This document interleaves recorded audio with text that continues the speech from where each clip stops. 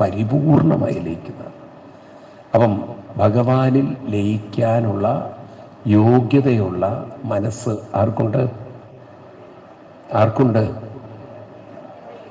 ആർക്കുണ്ട്? നമുക്കുണ്ട്. അത് ആരാണോ പ്രയോജനപ്പെടുന്നത് അവർക്ക് എവിടെ എത്താം? ആർക്കെത്താം? ആരിലെത്താം? അപ്പം ഭഗവാനെ പ്രാപിക്കുന്ന മനസ്സാണ് നമ്മുടെ. അത് പ്രാർത്ഥിക്കേണ്ട മനസ്സല്ല. അങ്ങനെയുള്ള മനസ്സ് പ്രാപിക്കേണ്ട മനസ്സ്. നോക്കൂ എവിടെ എത്തി നിൽക്കുന്നത് അല്ലേ ഭഗവാനെ. ഇപ്പം ഭഗവാൻ ഗോപികമാരോട് എന്താ പറയുന്നത്? എന്നെ ഭർത്താവായി കിട്ടാനല്ല ശ്രമിക്കേണ്ടത്, നിങ്ങൾ എന്നിൽ പ്രാപിക്കണം. അതായത് ഞാനും നിങ്ങളും പറയൂ ഒന്നാണ്. സ്ത്രീകളോട് അന്നത് പറയണമെന്നുണ്ടെങ്കിൽ കൃഷ്ണൻ ഏത് തലത്തിലാണ് നിൽക്കുന്നത്? അപ്പോൾ ഒരു ചോദ്യം, അതിനെന്തിനാ വസ്ത്രം